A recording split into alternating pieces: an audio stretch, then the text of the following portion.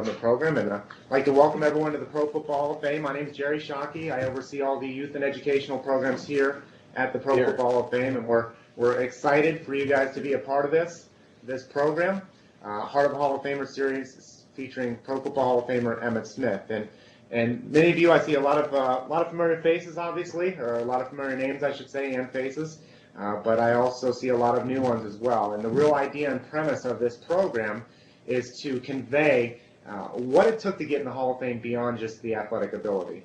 We know our Hall of Famers, including Mr. Smith there, are great examples of athleticism, but it took more than that to be excellent. It took those character qualities that you guys are talking about, the trustworthiness, respect, responsibility, fairness, caring, and citizenship. It took all those things, because you'll find that most of our Hall of Famers, it can be said that if their God-given ability didn't lie in football, they would have excelled in some other endeavor. And Mr. Smith is an example of someone who has not only excelled on the field, but you could say his accolades and his achievements off the field have been even greater than his on-the-field accomplishments. So we're excited for you guys to have the opportunity to share with Mr. Smith and share some of his philosophies on life and advice he has for young people. And we're excited that we're able to give students the opportunity from across the country to ask Mr. Smith questions about whatever it is. What pillar of character do you think most important? What adversity did you face when you were in middle school?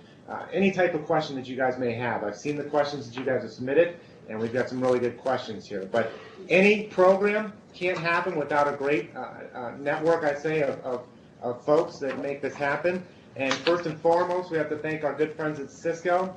They are not only in Mr. Smith's office there, setting up a system in there so we can broadcast out and connect to our state bridge, but they are also at another site, have another school connected, St. Alcuin Montessori School in Dallas, Texas. So Stephen Smith, Ryan Rogers, Christy Broussard, thank you very much for all your work in making this happen today.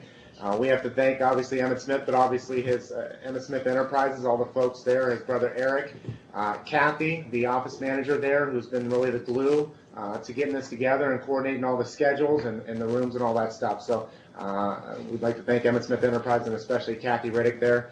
Thank you for all your work in making this happen. And last but definitely not least, we need to thank eTech Ohio. Those are the folks through the State Department of Education that are connecting all these conferences in together, all these rooms, so we can connect Mr. Smith out to students across the country. So thanks to eTech Ohio and our State Department of Education for allowing that to happen. We have to thank the teachers, obviously, because there's tech coordinators, there are the teachers, there are the coordinators of the programs. Every video conference broadcast has 2 or 3 folks involved with each school district. Thank you for your work in making this happen. And last but definitely not least, we have to thank the real stars of the show here today, and those are the students. The students are the ones that have done the preparation work. You've done research on Mr. Smith's background, on the 6 pillars of character, so we are excited that you guys are able to connect in here today. So with that being said, what I want to do is I'm going to recognize the schools, and first I'm going to read out those that are view only, and I'll read through those quickly just because there's so many to name, but we will read through them so you guys know who's all connected in here today. And we have in Kinston, North Carolina, we have Kinston High School, Forest Hills Elementary in Sydenham, PA, Mountain Gap Elementary in Huntsville, Alabama, Darby High School in Montana, Hamilton Middle School in Hamilton, Montana, Jennings High School in Louisiana, Humboldt Middle School in Kingwood, Texas, Tioga Middle School in Texas, Region 12 Education Service Center in Waco, Texas, Suffolk Middle School in New York, Ferris Junior High in Texas, Cornetches Middle School in Texas, Daly Elementary in Montana, Baird Junior High in Texas, Pocono Mountain East High School in Swiftwater, Pennsylvania, Milano High School in Texas, Apple Springs in Texas, Kings Middle School in Texas, Lovelady and Middle School in Lovelady, Texas, and then we have Grosbeck ISD, Alba Golden ISD, Fairfield Intermediate, and Riesel all joining in through Worley-Durham. So thank all those view-only schools for connecting in to this, and we hope you enjoy the program here today. But what we'd like to do is give the opportunity for those schools that are interactive, give a little shout-out, show a little school spirit. So I'm going to ask you at one point here, when I call upon your school, to unmute your microphone, and feel free to give a shout-out. That means teachers, close your classroom doors. I apologize for allowing them to scream in your classroom. But let's go to St. Alcuin Montessori School in Dallas, Texas. If you want to unmute your microphone and show a little school spirit, go ahead.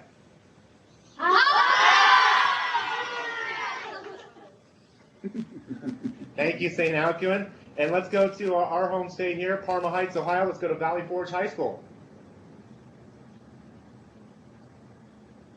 Valley Forge? We're here. Our kids aren't here yet, though. Okay. Oh yeah, I'm sorry. They'll be here I in a forgot. few They're coming minutes. in a couple minutes. I'm sorry. I put you guys on the spot. I should have skipped over you.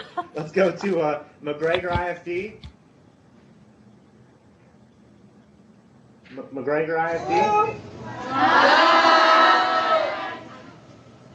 McGregor. Let's try that again. That wasn't very enthusiastic. Let's try McGregor ISD. Better, better. Let's go to Aspermont High School.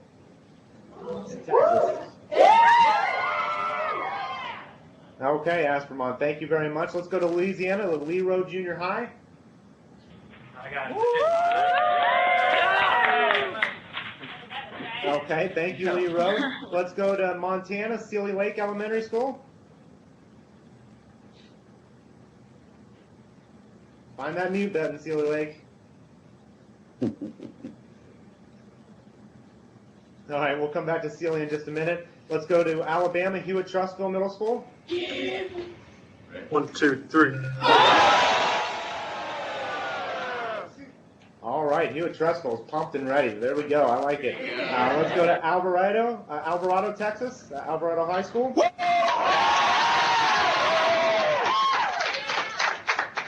Thank you, Alvarado. And then last but definitely not least, Castleberry High School in Fort Worth.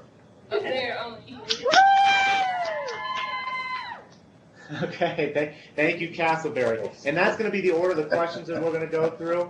And let me go to our introduction now of our Pro Football Hall of Famer, Emmitt Smith, from the class of 2010. A respected entrepreneur, a sought-after speaker, best-selling author, and one of the most valuable personal brands in the sports entertainment field.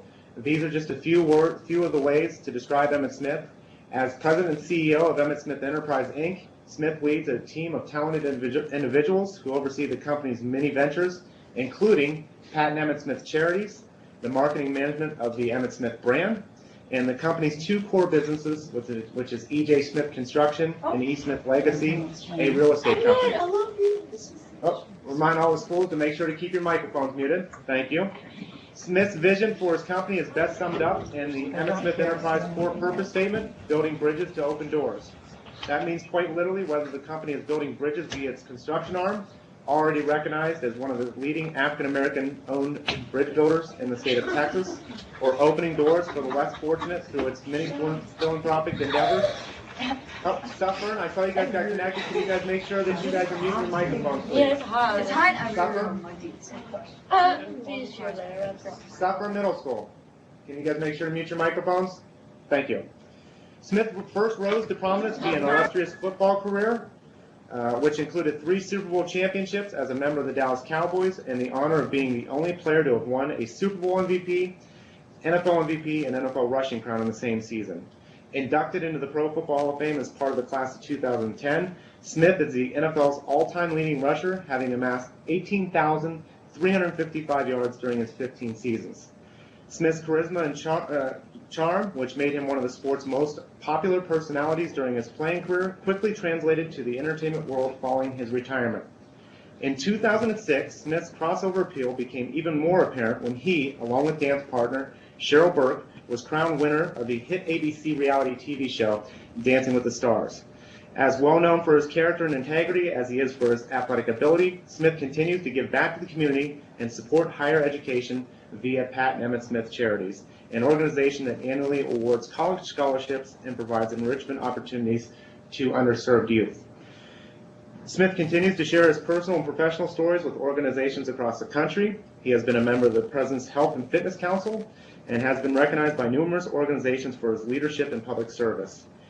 He also authored the 2011 book, Game On, Find Your Purpose, Pursue Your Dreams, which chronicles his story from humble beginnings growing up in Pensacola, Florida, to his rise in the business world. Smith is a graduate of the University of Florida with a bachelor's degree in public recreation. He is a member of Phi Beta Sigma Fraternity, Inc. He is married and the father of 5 children. And before we ask Mr. Smith for his opening remarks, what I want to do with you guys is share with you a quick video bio of his on-the-field career. when Emmitt Smith became the NFL's all-time leading rusher. It capped what is arguably the best career of any running back in NFL history. The torch is passed. Long live the king. The Cowboys legend finished his career with more rushing yards, 1,000-yard seasons, and rushing touchdowns than any player before him. Smith won 3 Super Bowl rings, was named first-team All-Pro 4 times, and is a member of the NFL's All-Decade Team of the 1990s. Okay, and if the interactive schools will join me and unmute your microphones, and please join me in giving a warm round of applause to Pro Football Hall of Famer, Mr. Emmitt Smith.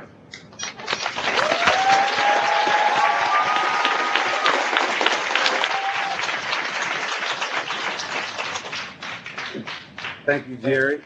Mr. Smith, the microphone is yours. How you doing this morning? Hello? We're doing well. Everybody's doing good this morning? Yes, sir. Excellent, excellent. Let me just say that I am thrilled and honored to have the opportunity to speak to you guys today. I understand that there's a number of questions that you have for me, and I'm excited to even share with you some of the things and life lessons that I've learned, some of the challenges that I face, some of the things that I had to do to overcome some of those challenges, and some of the things that also have helped me along my life journey. One thing I want you guys to keep in mind is this. I look at life like I look at a football game. It's 4 quarters. And if you had to put a number to life, 4 quarters in real life would be 100 years old. I've lived 42 years. So I'm not even at halftime. Just put it this way, I'm at the 2-minute warning before I even get to halftime. A lot of you guys are in the first quarter. And so there's a lot that you need to learn, a lot that you need to take in, and you have a long life ahead of you. And you must understand that. So what you do today will affect your tomorrow. And how you approach today will also affect your tomorrow. So don't think of yourself as just going through school, getting just some type of level of education just to be getting by. There's a lot of things that you really need to try and master or conquer as much of it as you possibly can, because the world itself is a dynamic world and it's constantly changing. I oftentimes find myself thinking things that I could do if I would have known then what I know now. The things that I would change back then because I know certain things now. I know for a lot of you guys it may seem very trivial for that statement to come out, but the reality of the fact is you someday will be 30-some years old, looking back and reflecting back to these moments and saying the same thing. Because there are things that you just gonna make, there are things that you will make, and there are some things that you will miss. But understanding that if you have a chance to change some of those things and recognize them as you're going forward, you won't miss a whole lot. You will gain a whole lot along the way, and you won't make a whole lot of mistakes. One of the things that I've learned is that you will have decisions, you will have choices, and you will have consequences that come along with all of those things. And if you make the right decisions while you're choosing the right things, then the consequences might be very good for you, and some of the consequences could be very minimal. And that is the objective of life, if you ask me. So with that said, I am proud to be on with so many schools. I'm thankful that you thought of me worthy enough to get on the bridge and to take the time out to spend the time with me and the Hall of Fame to go through this outreach program so I can share with you guys some of my knowledge, some of the things that I've done throughout my life. So thank you for having me on. And thank you, Mr. Smith. We appreciate you taking time out of your busy day. We know that you are a busy man, so I got to come out to your office and sneak a little time in between there, and I saw you running back and forth from meeting to meeting. So I know you're involved with all your organizations very heavily, so we appreciate you taking time as well. What we're going to do here today, what we're going to do here with the students, and we want to remind all the schools, again, please make sure to mute your microphones. I hear a microphone unmuted. Please make sure to keep them muted. We're going to go St. Alcuin, Valley Forge, McGregor, Athermont, Lee Rhodes, Sealy, Hewitt, Trussville, Alvarado, and Castleberry with your questions. And again, as you heard me read from his bio, You know, his playing career was just if you look on my sheet here, it's only a paragraph out of about 7 paragraphs. So it was just a small part of his career. He has a very illustrious on-the-field career, something that it gained a lot of visibility from, obviously, from being the career rushing leader. But I think if you find him and talk to him, his real passion is especially with his charities and his company. So you'll find, especially with his charity, when we talk about those 6 pillars, you know, the trustworthiness, respect, responsibility, fairness, caring, and citizenship. I think where he really shines through Pat and Emmitt Smith Charities is through those last 2, caring and citizenship, because I think that's what his organization is all about, is charities are all about. So I encourage you guys to ask those thought-provoking questions. And with that being said, just remind you that this is one of the greatest football players ever. I mean, bar none.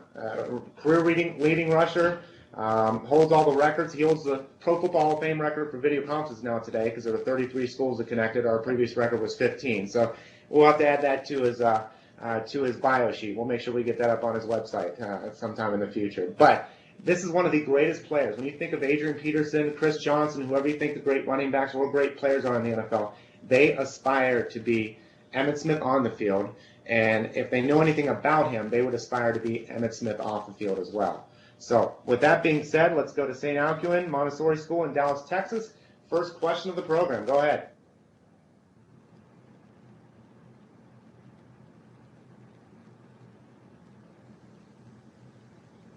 All right, St. Alcuin. Okay, we'll come back there in just a moment. Valley Forge. Oh, St. Alcuin, are you there? Okay. Yes, we're here. Okay, go ahead with your question. Okay, go ahead and stand up with your question. After going through an intense training, I can't remember. Just read it. Okay. After going through an intense training regimen as a collegiate and a professional football player, what do you continue to do after retirement to help ensure that you're living a healthy lifestyle? The things that I try to do right now, obviously I don't want to go out and do any more sprint work, or I don't want to lift 300 or 400 pounds. I don't want to be squatting, putting a whole lot of weight on my back. But what I try to do is I try to do some type of cardio or some type of stretching mechanisms to continually stay fit some way, shape, or form. When you have 5 kids, I do a lot of running around, a lot of moving, a lot of transporting. So I'm almost like a taxi service for my kids. But at the end of the day, it keeps me active. I try to stay active as possible. And one of the ways that I do it is through a pre-core exercise, riding the pre-core or working on the pre-core for 35, 40 minutes a day. And I try to do some type of stretching as well. But most importantly, try to eat right. Try to get the proper rest if you can. Thank you, St. Alcuin. Let's go to Valley Forge in Parma Heights. Go ahead with your question.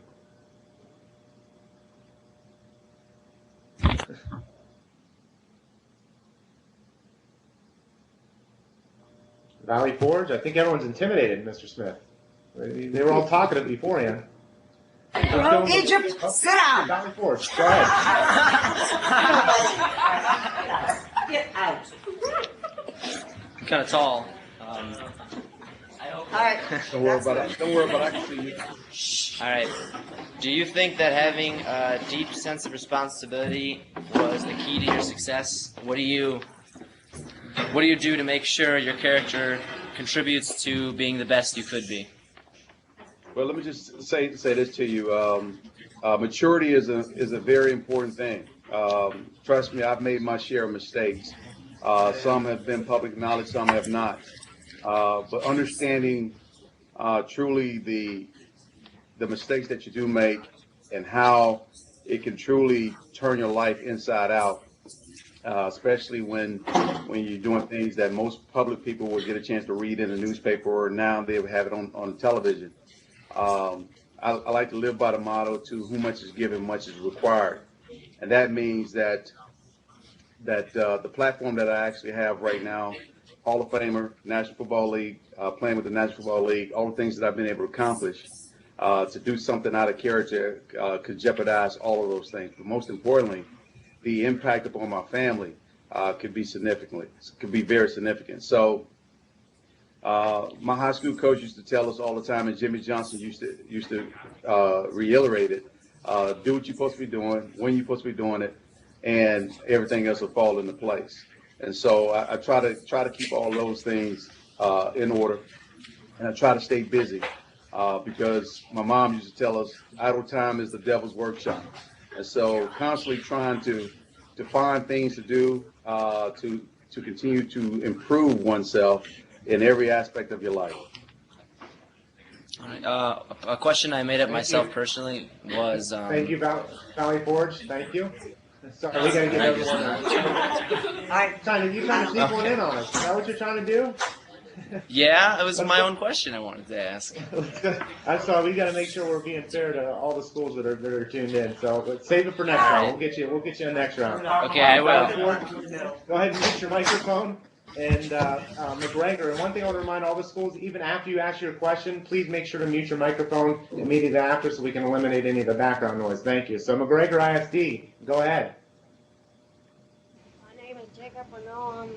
I'm from McGregor, Texas, and my question is, how does the 6 pillars of character help you achieve your goals? The 6 pillars of character help me achieve my goals in a number of ways. Number one, it keeps me focused on the things that I'm supposed to be doing.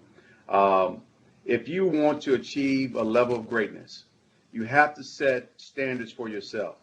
You cannot rely on someone else to set those standards for you. People can help influence those standards, but you must accept those standards and set those standards for yourself, and you have to believe in what you're doing. A lot of success comes from self-belief and self-encouragement, because along the way, you're going to find yourself at times in a place where there's no one there to help you, or you're going to find yourself in a situation where you're going to have to dig deeper than what you ever thought you could possibly do to overcome some kind of obstacle. And having these 6 pillars are ways to keep you focused, keep you on the right path, and let you know that this is not for me, this right here is for me. Prime example, I mean, understanding that drugs, alcohol, the abuse of any of those kind of things can really stun your growth. Can not only stun your growth, but make you disoriented in a lot of ways and put you out of control. We all want to control certain aspects. There's certain things that we can control in our lifetime. One of those things is you can control your attitude. Your attitude and your approach to whatever it is that you're doing will determine your altitude. If you have a negative attitude about school, school will become negative. If you have a positive attitude about school, school can be very positive and can be very fun. If you have a positive attitude about life, you can change the room. You can walk into a room where it's total chaos, but you come in with a different type of spirit, it changes the whole structure, or it changes the whole environment. A smile a day or a hello a day can change the life of another person. So attitude has a lot to do with what you're doing. And these 6 pillars will help you stay focused on your goal and help you achieve your goal. As long as you keep them at the top of mind, not in the back, but at the top of mind in everything that you do and the way that you treat other people, these 6 pillars will build us into a greater nation than what we really are today. Thank you very much, McGregor. Great question there. Let's go to Aspermont High School. Yeah. What would be the best piece of advice you could give us as young adults to inspire us to exhibit high-quality character? Learn to say no. I always say learn to say no. I think oftentimes we say yes to too many of the wrong things. You have to have a level of understanding to what is truly right and what is truly wrong. I think we're getting a lot of people, or a lot of us are starting to lose a lot of the sense of the fundamental values that we used to hold on to, all because of the change of technology, the change of the dynamics of the world. But I think saying no initially and giving yourself the time to really think about your choices or your decisions before you even respond can be a good thing. Just a pause. just a chance to reflect and think. Take your time before you rush into any decisions. I think those things will be very helpful. But most importantly, I think you need to be mindful. Mindful of your surroundings, mindful of the character of the people that you're operating or associating with. And if you're not equally yoked, you don't need to be with the group. Don't be followers. Be leaders. Be individuals. I think the strongest people are the ones that can stand by themselves versus following a group. Oftentimes, we feel like we got to be a part of a group, and I understand the aspect of wanting to fit in, wanting to be associated with someone of high character or someone that's very popular. But understand this, there's also some negative effects that comes along with those things, and you need to have your own discernment between those things. And so standing by yourself is not a bad thing. It really is not, especially having the ability and the inner strength to say, no, that is not for me. You go ahead and do what you want to do. I'm going to go this direction over here. And that's a great point, because I heard mindful of people you associate with, and that seems to be a reoccurring theme with our Hall of Famers with this program. We've done this 30 times now with Hall of Famers all across the country, and that seems to be one of the reoccurring themes with these guys is that they surround themselves with positive people that have like goals and that are going to challenge them to keep moving forward towards a brighter future. So, that mindful of people you associate with is really crucial to you guys' future. Let's go to Louisiana, Lee Road. What defensive player intimidated you the most? You wouldn't know who she was. I was never intimidated by a defensive player. My mother was the most intimidating woman I ever faced. All right, thank you, Louisiana. And obstacles come in the shapes of linebackers, defensive backs. They come in the shape of a lot of different things in our lives. Could be a test, could be anything. So we all encounter obstacles, and I'm sure as we keep talking throughout here, you'll hear some of the ways that Mr. Smith overcame obstacles in his life. And let's go to Montana, Silly Lake.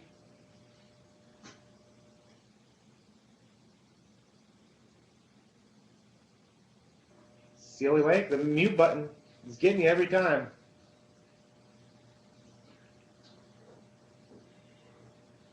Okay, let's go Hewitt-Trussville then. Alabama, Hewitt-Trussville. Hey, we're here. What kind of relationship do you have with teammates on and off the field? What type of relationship? Say that one more time. What type of relationship did you have with your teammates on and off the field? Well, on the field, we had a great relationship. We had a bond almost like brothers. We had one another's back. Off the football field, we kind of went our own separate ways because obviously they had an interest versus mine. But when we come together, it's almost like coming together as a family reunion all over again because we have a sense of connection there. Our goal as a team was to become champions. So on the football field, we had the same focus, the same commitment, and the same desires.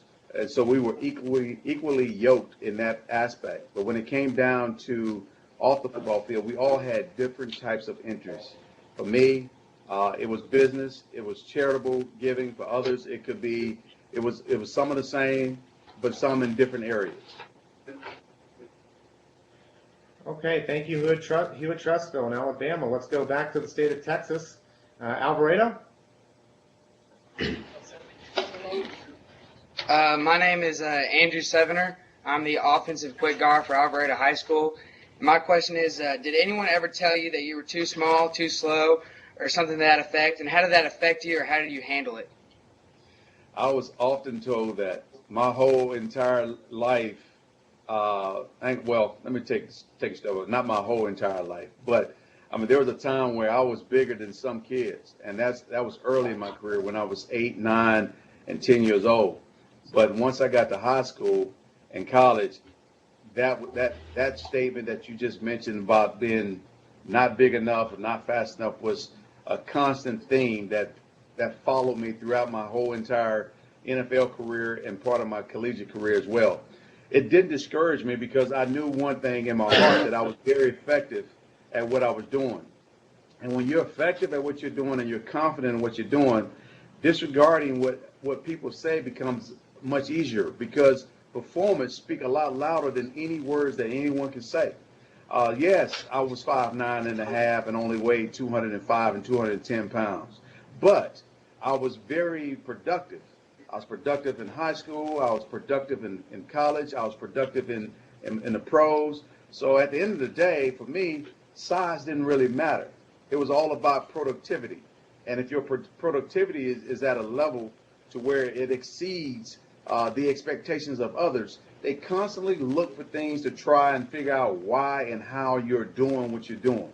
And if they can't figure it out, well, they're dumbfounded and they try to make up things. So understanding who you are, what your capabilities really are, and how consistent you've been is something that you can use as one of these pillars.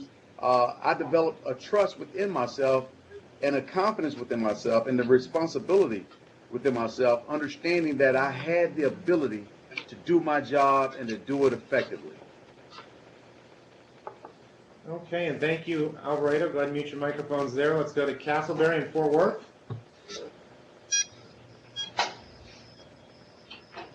Did you decide to play football because you thought you could get really good at it and make money off it? No, I actually started playing football because, number one, I loved it. Number two, I saw it as a way for me to get out of my neighborhood. Growing up in Pensacola, my family could not afford to send me to college. There's no way they would have been able to afford to send me to a 4-year institution. So sports became a way for me to get out of my neighborhood and to go to college. But once you start recognizing that you have the ability to go even farther, then what you start doing, and what I started doing, was taking care of my talent and trying to hone in on my skills and make my skills the best as I could possibly make them. Along the way, once you become a professional athlete, compensation just be a byproduct. But what happens when you get paid? Does it stop there? Getting paid does not motivate you to become the all-time leading rusher, because somewhere along the line, it takes 15 years. It took me 15 years or 13 years to become the all-time leading rusher. Well, I could have lost desire. I could have lost passion. I could have lost love, because of the financial situation made it very easy for me to lose those things, because I was financially stable at the time. But my motivation was much broader than just getting compensated. Compensation was just a part of what I did, and it was part of the game. It wasn't my motivating factor. My motivating factor was to become the best football player that I could possibly be. And that, if that was becoming the all-time leading rusher, that's what I was shooting after. Thank you, Castleberry. Just a reminder to the schools, again, right after you ask your question, just make sure to mute your microphone so we can eliminate the background noise and distractions. We'll give another try to Sealy Lake, Montana. We skipped over you. You got the microphone figured out? Sealy Lake? Okay. Yes. All right. Well, we'll go back Can you hear to. us? Oh, yeah. Go ahead. Okay, go ahead. Your success on the field, along with your character and personality, has afforded you some extracurricular opportunities like Dancing with the Stars, hosting beauty pageants, announcing or analyzing professional games. So, what aspect of your post-NFL career has been the most exciting or enjoyable? You know, I think every aspect of it. It's funny, you know. Spiritually, the Bible teaches me and about my talent. It says your talent will make room for other things.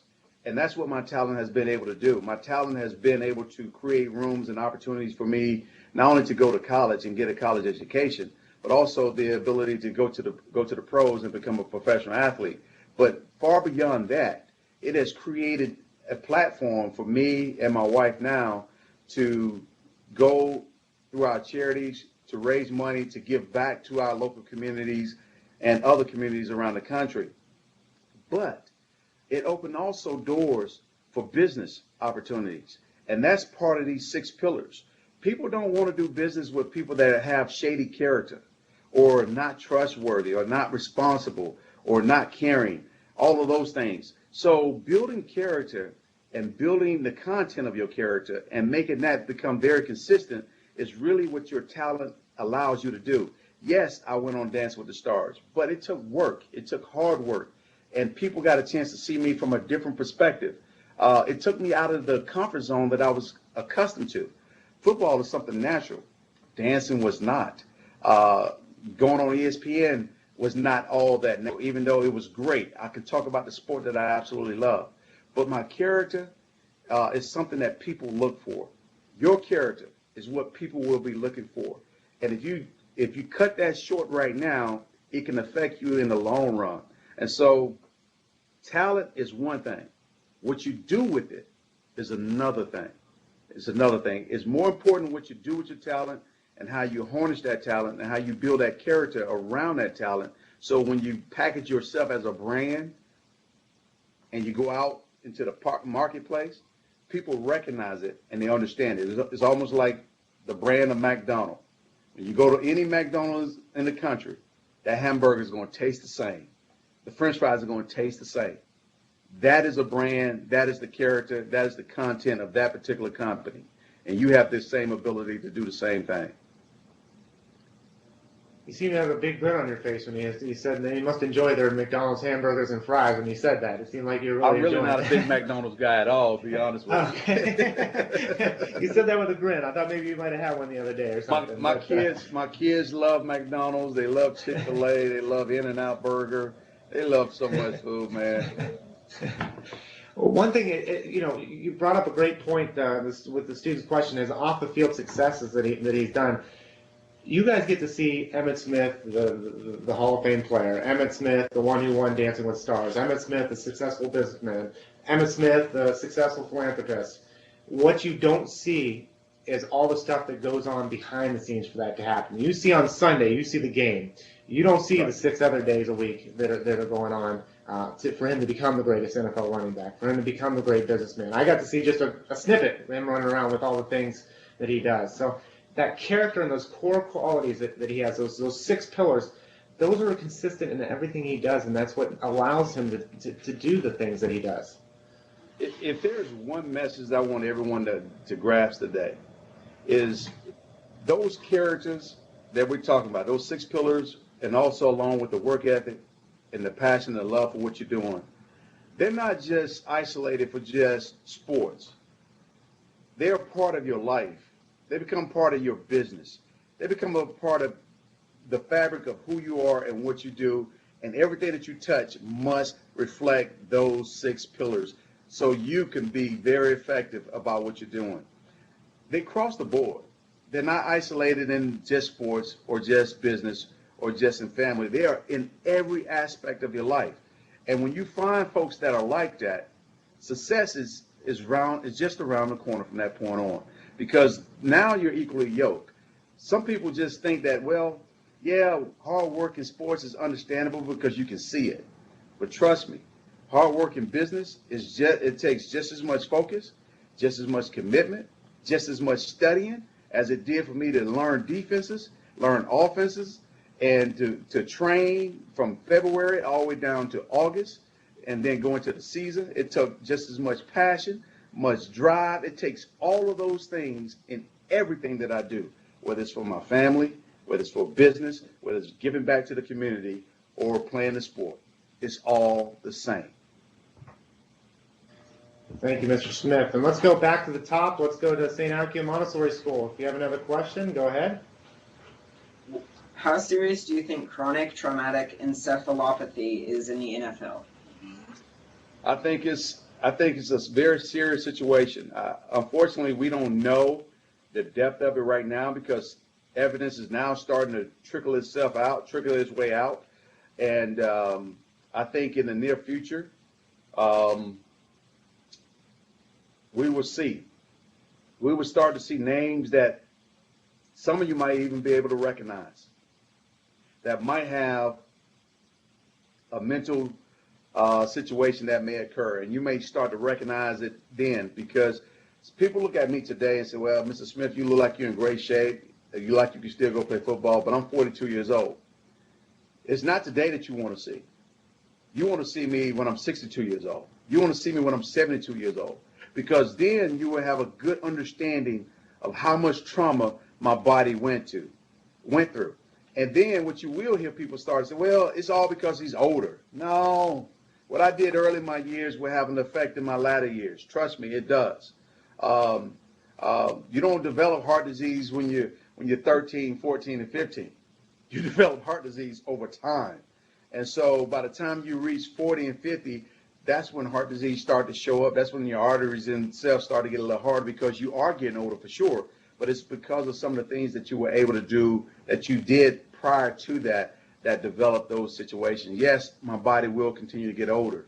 But what did I do to bring the trauma on my body for my latter years? Those are the things that most people have not began to understand yet, and now they're starting to do so through some of the research that has transpired through the National Football League with head trauma and so forth. And so, yes, I'm a little concerned about it because the information is not readily available, or they claim that there's not enough information out there. I just think we need to do a better job of collecting that data. Okay, thank you, St. Alcuin. Let's go to Valley Forge. In the NFL, there have been allegations of steroid use and bonus pay for rough tackle of opponents. In your opinion, and relative to the pillars of character, why might a player indulge in this type of behavior? From a steroid use standpoint, I think a player will indulge in that type of behavior just so they can be competitive. And so they can become a better football player because they feel like they have to use it. From a tackling standpoint, I think the reasoning why a player will get involved in that type of activity is because, number one, they want to win. But you have to understand the context of what I'm about to tell you. The context of what I'm about to tell you is the game of football is a hidden tackling sport. And my job, whether or not you're paying me $1 million or you're paying me $10, my job is to protect my quarterback at all costs. So if I see somebody coming at my quarterback, I'm going to go at that guy aggressively as possible, regardless if I'm getting paid 10 or if I'm getting paid $1 million. The bottom line is I cannot have this guy hitting my quarterback. And so if that's unfair play, then I'm wrong. But I think it's within the context of the game.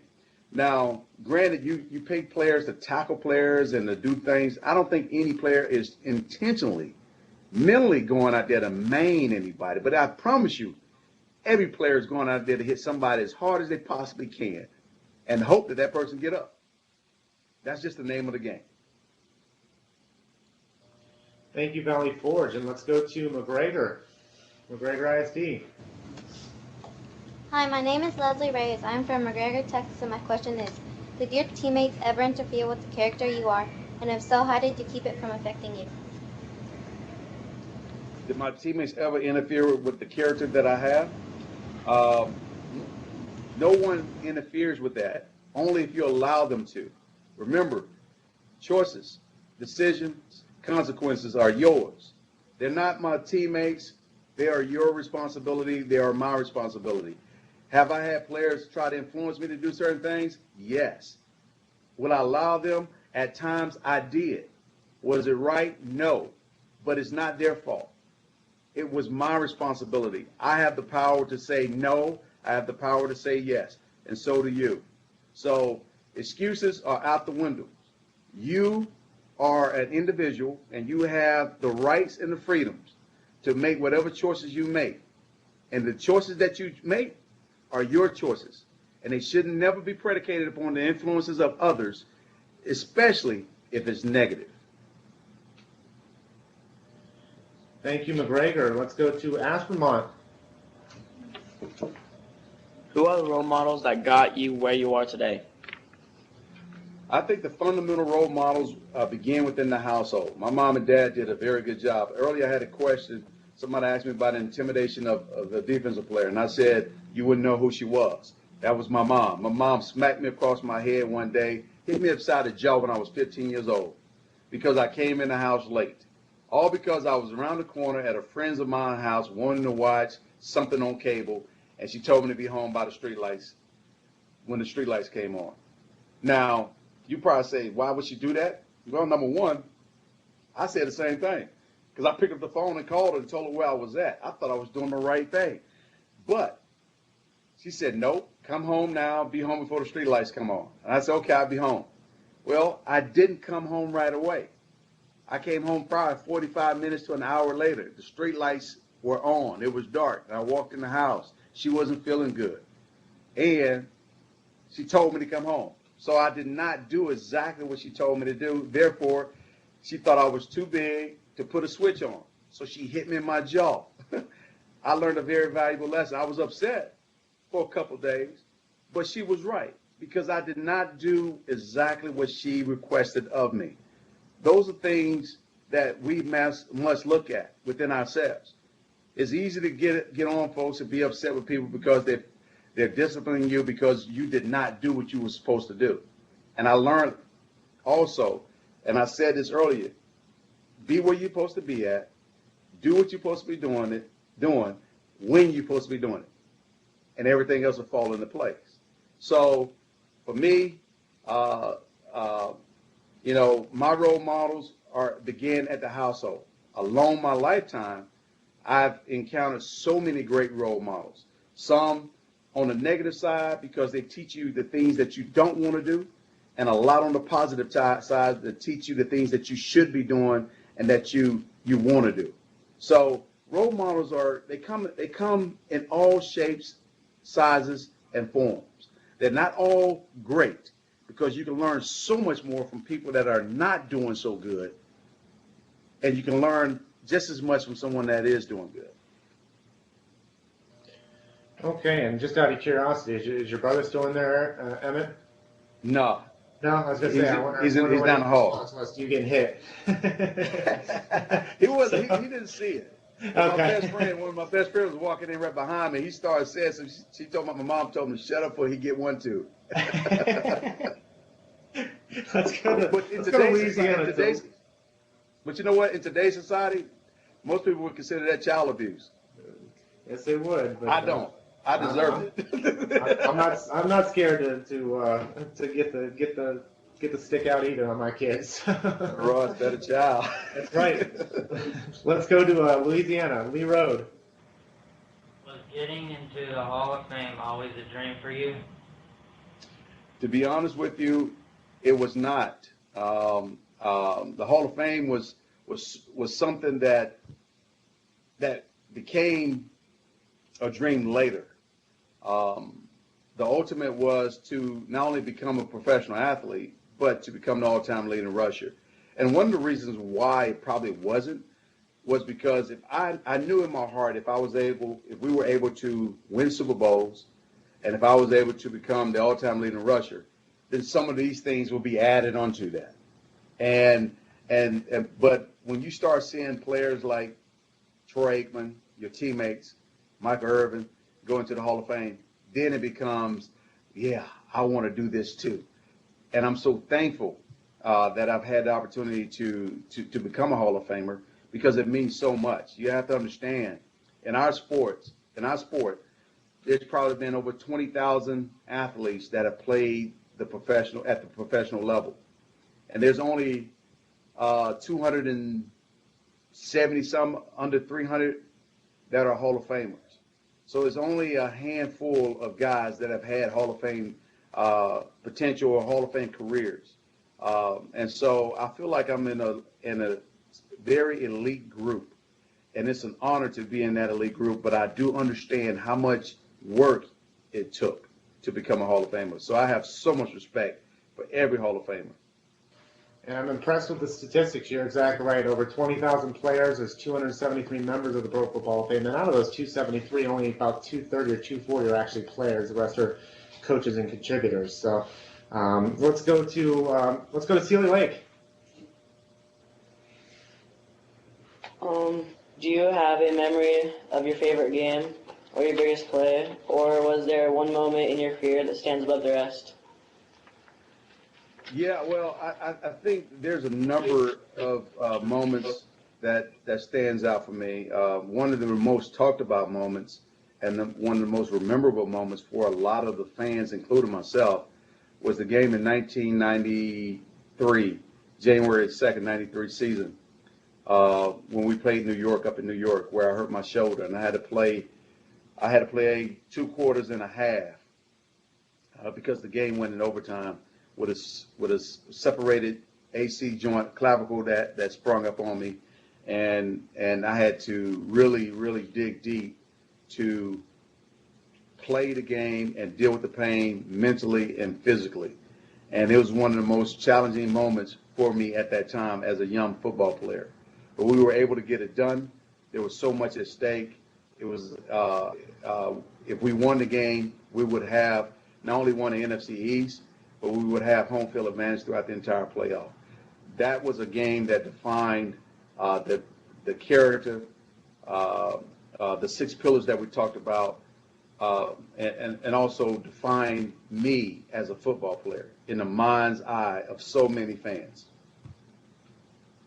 And I think, students, I think in that lesson that I sent you, I believe I sent a link to NFL.com for that video for that particular one, because I think it spoke exactly as he said, that defined him. I mean, his arm probably felt like it was going to fall off on that game, but he got checked and he stuck it out. So and not only stuck it out, but had an amazing performance that day as well. Let's go to Hewitt Trustville, Alabama. We got about 11 minutes left, 10 minutes left. We've got Hewitt, Alvarado, and Castleberry to close out the program.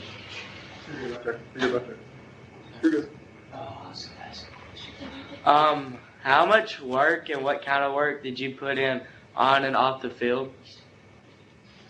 Well, put it this way. There's a lot of work if you want to go back from high school to college all the way to the pros, but I'm going to specifically talk about the pros.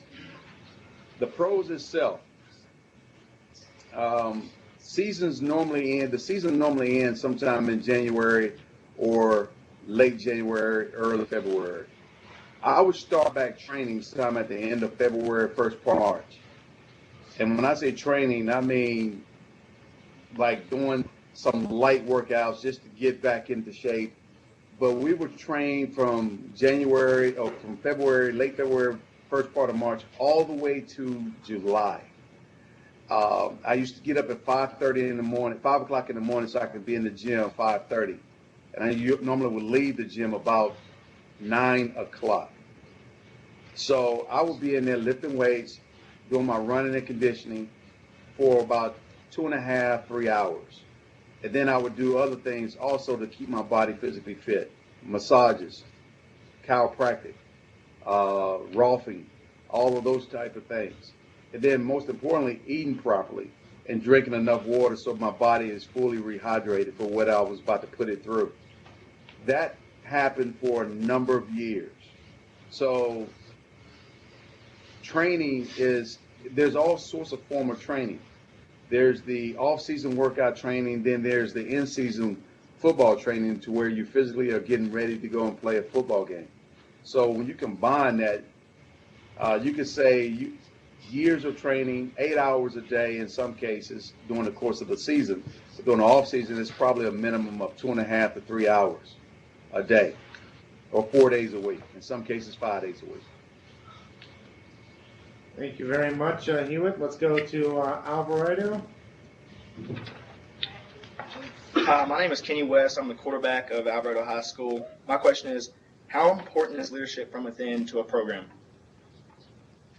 Leadership is absolutely one of the most critical elements to any program, any organization, any household.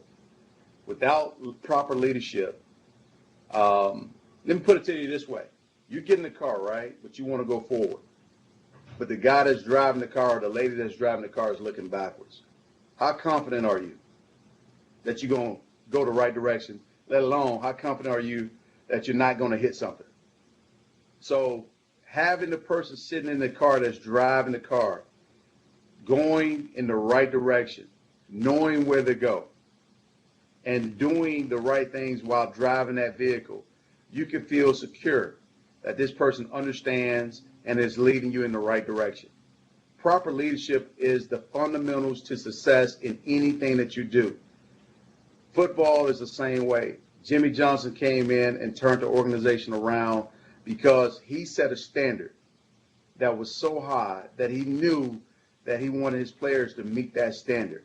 And if we could meet those standards that he set for us, then he felt in his heart that he would have him a championship team. We bought into the system. We bought into his belief. We bought into his philosophy. And it played itself out beautifully because not only did we win one, but we won 2 Super Bowls under his leadership. And technically, in my opinion, we won 3. And he wasn't even there for the 3rd one because of the fundamentals that he poured in us early in our careers and early on. They carried over. They carried over, and they still live within us to this day. So leadership is absolutely critical to the success of any organization. Okay, and thank you, Alvarado. And let's go to Castleberry. Did you ever reach a point in your career or your life that you thought to yourself, I quit or I can't do this anymore? If so, what kept you going? When I reached that point, it was time for me to leave the game. I come to realize late in my career, when I ended up with the Arizona Cardinals, we played a game here in Texas Stadium, and I was with the Cardinals, and I got dressed in the visitor locker room. And while I was getting dressed in the visitor's locker room, I realized in my heart that my heart belonged to the Dallas Cowboys. And my career was wrapped up in the Dallas Cowboys. The Cowboys in my heart were synonymous, and they could not be separated. And for the first time in my life, I realized how disconnected from the sport and my love for the sport and my love for my team really was. I cried like a baby before I went on the football field, and my teammates could not understand. And I knew right then and there in my mind's eye that I could not play this game and give it the things that I wanted to give it. But I knew in my heart also I had to honor my agreement with the Arizona Cardinals. And so I made a commitment right then and there that I would honor out my 2-year agreement. But after those 2 years was up, I was done with football because I knew football had come and gone. And it was one of those things where I was completely happy and satisfied with knowing that my time was well spent and the work that I put in was well recognized, and there was no more for me to do. And so once I lost that connection, I knew it was time for me to go. Thank you, Castleberry, for the last question of the program. And Mr. Smith, can you comment on this? You've had an amazing career, a Hall of Fame career rushing leader, successful business person, successful charities, all these pinnacle achievements in all these different areas. Not every player is made it into the Pro Football Hall of Fame, obviously, as we already said. Not every person that starts a business has the success that you've had. Not every student gets an A on the test. But there are folks that have worked just as hard as you have. What do you have to say to that? Well, I would say that hard work will pay off. You may not achieve, you may put in a lot of work, but you may not get the outcome that you're expecting. But putting in that hard work builds some fundamental values that are extremely important. Because if you put in the hard work, then eventually when you put in the hard work in the right area, it will yield a greater return. And one thing I have found that people who put in hard work, they don't cut any corners. Matter of fact, they understand that this is a methodology that I'm gonna go behind. But yet at the end of the day, when that person who's putting in the hard work come up against someone that's not putting in the hard work, they have the tendency to excel and go beyond, because hard work, there's no substitution for hard work at all, period. Smart and hard work going together is something very, very powerful. And I honestly believe that, when you have the opportunity to not only work as hard as you can, but understand why you're working, and then couple that with your smart and make good decisions along the way. It never feels like work. It never feels like hard work. It's fun. And once it becomes fun, then you're not even thinking about the work that you put in. It becomes almost part of your DNA. Bill Bates was not the most talented guy on the football team, but he was hard, and he played hard. And you know what? He made the team for almost 10, 12 years. I've seen guys like Bill Bates, who was not the most talented, but one of the most hard workers, outlast some guys who had the most talent, but work is hard. So hard work will teach you perseverance. It will teach you how to overcome obstacles. And when challenges are in front of you, you will not fold under the pressure because you are prepared for it. And when something blindsides you, you can probably take it and bounce back versus someone that's just strictly relying on their talent. Because talent will come and go. Talent will diminish. But hard work will sustain you for a long time. And I think that's a great closing remark to conclude this program. Mr. Smith, let me just say thank you again for the opportunity for connecting you out to students all across the country, from our Executive Director, Steve Perry, our Board of Trustees, and everyone else here, Dave Motz, Joe Horgan, a lot of the folks that you know here. I'd like to say thank you for taking time out of your day. Students, if you join me and unmute your microphones and give a warm round of applause to Pro Football Hall of Famers.